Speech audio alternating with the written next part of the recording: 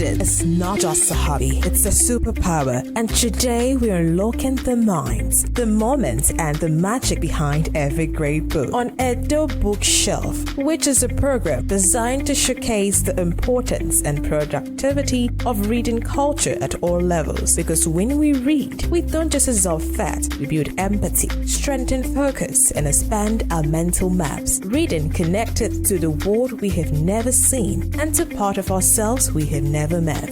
Edo Bookshelf, raising and projecting literary giants and informed leaders in our society. We are unlocking the minds, the moments, and the magic behind every great book on Edo Bookshelf, which is a program designed to showcase the importance and productivity of reading culture at all levels. Because when we read, we don't just absorb facts, we build empathy, strengthen focus, and expand our mental maps. Reading connected to the world we have never seen and to part of ourselves we have never met.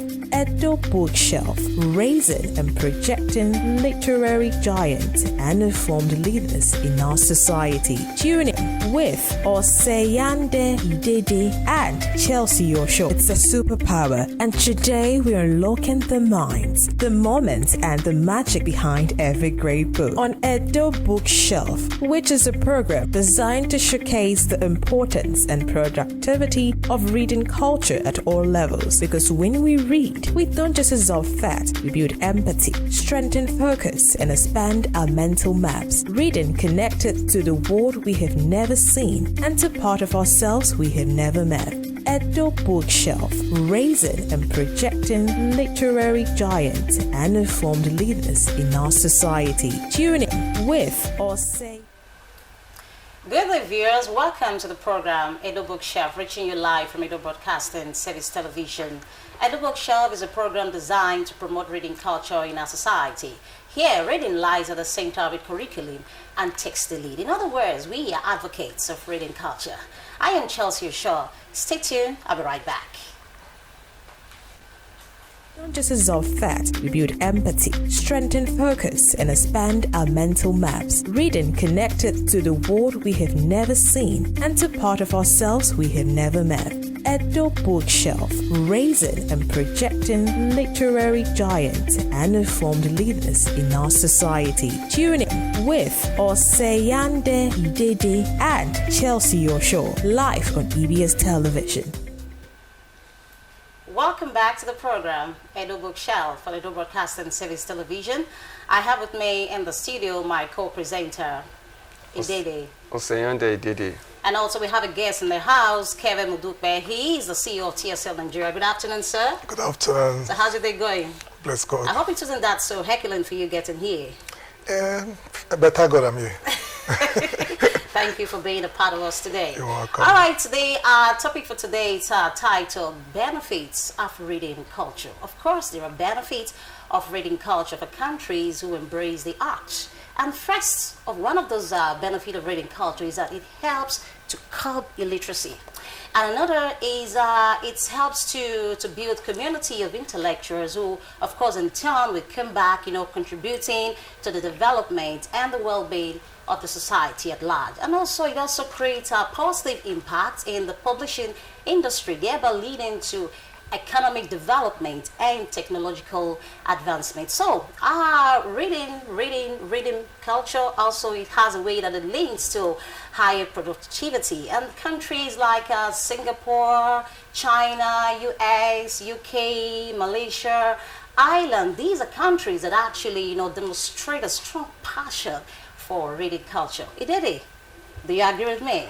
Yes, I agree with you completely. However, I want to throw some personal light into what you just said. Okay. According to literacy report, World Literacy Foundation said that the countries with high literacy levels, such as Finland, Norway, and Luxembourg, at 99% literacy level, has the high percentage of Human Development Index. While countries like Mali, Niger, unfortunately these are our neighbor, and South Sudan, with low literacy rates, has a very low Human Development Index. That's to tell us that literacy level has a way of affecting our development as a nation. And I think our guest here has more to say about that.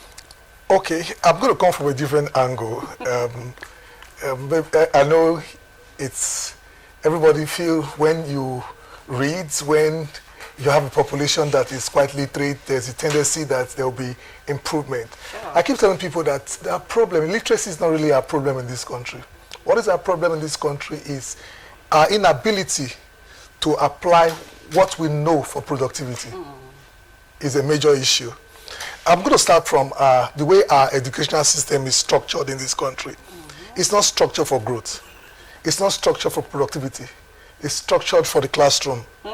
And that's the reason why you see a lot of persons that call themselves graduates. They don't have reading culture because they are in school. They have books that they read because there's nobody that's in school that won't read. The school is not passing through them. Good, so they read. The school. Good. They tend to read to pass exams. But when they are done with the school system, the school is not being able to put this reading culture in them. You understand me? The reason why, because I had a discussion with a friend some time ago. The guy just started saying some things that he needs to go back to the school he finished from and ask them all the things they were doing in class for 4 years. That he has not seen any of them in his day-to-day life after school. In practice now. Yes, yes, because even our curriculum is not tailored for productivity. It's tailored for just the classroom. So what you indirectly saying now that it exists in the theoretical angle, but in practice is absent. Is that what you're trying to say? Okay, fortunately I have my wards schooling outside this country. Okay.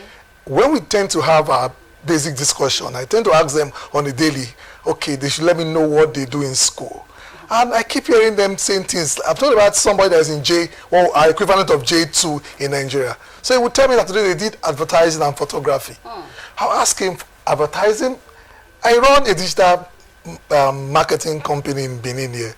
I'm surprised. Most of these things this young lad of just 12 is telling me, most of my staff that I've employed as digital marketers, they don't even know it. I'm not been able to explain that to you. And they are graduates. Oh, goodness.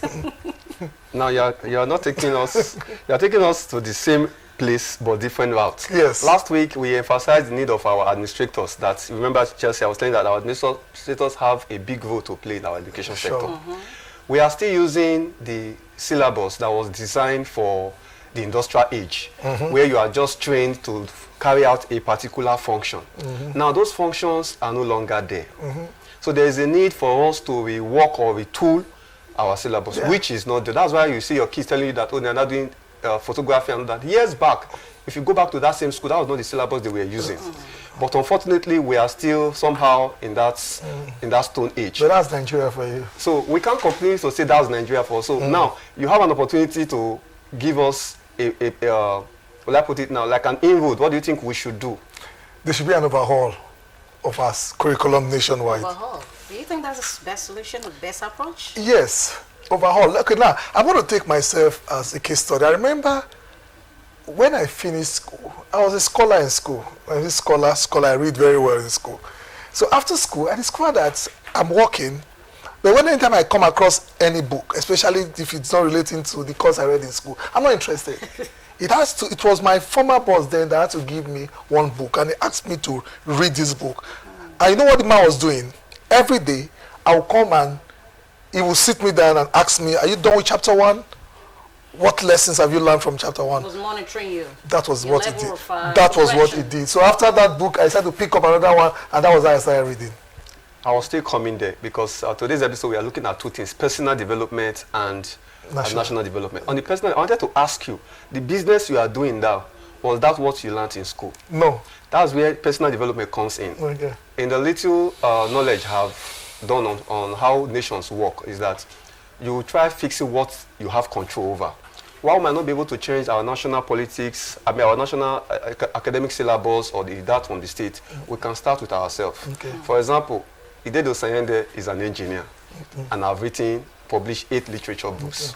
I was not taught literature in school, but I have to work on myself, on my own personal development, to retool myself because there was something in me that I wanted to deliver. Okay. So now, before we go to the national level, before we close this section, can you just tell us your advice to people on personal development? Okay, I'm actually of the opinion that it is easier to train a child than to repair a damaged adult. it That's was ringing bells. yes, it's quite easy for you because maybe because of the environment that you are in and the set of friends that you have, and that's the reason why you have to start developing yourself. But there are some persons that don't have this same privilege. So what we need to do is that this reading culture, apart from the content aptitude textbook, the maths textbook, the English textbook, let us learn to train our kids on how to read books that will expand their minds. Let's start from the kids, the teenagers. Let's start from there. By so doing, we'll be able to fix this reading culture issue that we have in our society. Starting with the teenagers and kids. Yeah. And you think that's the best option? I mean, That's the best approach. because growing up, you know what? Growing up, there's this thing we used to every Saturday. You know what my father would do? He would take us to this library we have at Egosa, Shares Fairs with Egosa Grammar School. I think You have stayed too long in this actually city. get what Yes, you're we go to that library. I think I get what you're trying to remind me of. Alice in the Wonderland. Yes. You remember those books? Yes. I understand what you're trying to say. You're trying to remind me of the phrase, catch them young, something like that. Exactly. All right, viewers, you're still on to the program, Edo Book Chef, coming to you live from Edo Broadcasting Service Television. Stay tuned, don't go away. We'll be right back soon. The minds, the moments, and the magic behind every great book on Edo Bookshelf, which is a program designed to showcase the importance and productivity of reading culture at all levels. Because when we read, we don't just absorb facts, we build empathy, strengthen focus, and expand our mental maps. Reading connected to the world we have never seen and to part of ourselves we have never met. Edo Bookshelf, raising and projecting literary giants and informed leaders in our society. Tune in with Oseyande Idede and Chelsea Osho. It's a superpower, and today we're unlocking the minds, the moments, and the magic behind every great book on Edo Bookshelf, which is a program designed to showcase the importance and productivity of reading culture at all levels. Because when we read, we don't just absorb facts, we build empathy, strengthen. Welcome back to the program, Edo Book Chef, reaching you live from Edo Broadcasting Service Television. Today we'll be reviewing a book which is titled The Art of the Deal, written by Donald Trump, the American president, and Tony Schwartz. Well, the book actually talks about his early life in Brooklyn, how he was always focusing his instinct, and he was always learning from his father, how his father was actually busy, buying and investing on low cost and middle income estate. But he, Donald Trump himself, was someone that thinks big. He thinks big. Why his father was busy, investing on those kind of low-income estates, he was actually thinking of something bigger, in a bigger picture. It was actually targeting places like the Queens and also the Forest Hills. And that book itself is something that is very, very captivating. It's a captivating guide that actually unveils negotiating strategies which every businessman and woman will need in order for them, before they even think of venturing into any form of business. It also have the 11-step formula for business success. It's very interesting. The book is quite amazing. It's educative and it's also informing. And in that book, among the 11 elements of the deal, it has fight back.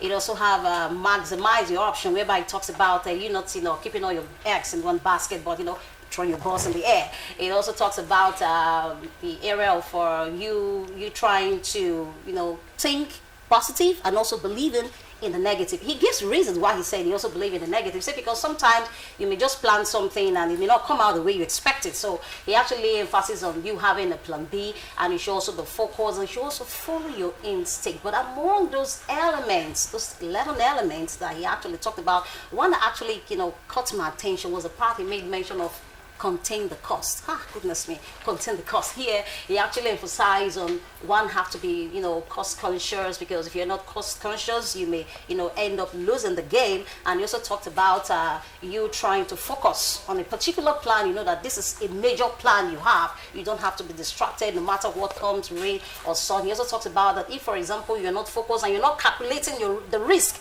involved, even small jobs can just, fall off from your hands, and if care is not taken, you fall back to square one. I will tell you that Donald Trump is a man who actually knows how to make the art of the deal. And today he's the president, the president of America, second time president.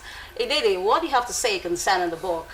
We just want to pass that question to our guest because he's a business person. I'm sure he has been in many negotiations table.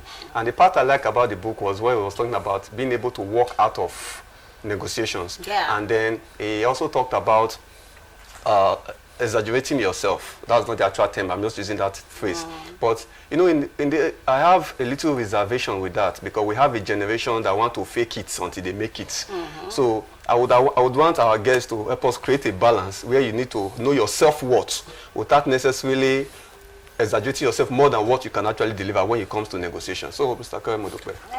Okay, I think that book was able to live up to its bidding from the very onset. You see, what Tony said was that one of his greatest regrets in life was being part of that book project. You started by saying something that that book was written by Donald Trump. Yeah, Anthony Schwartz. That's not true. Donald Trump never wrote a line in that book. It was Tony that did it.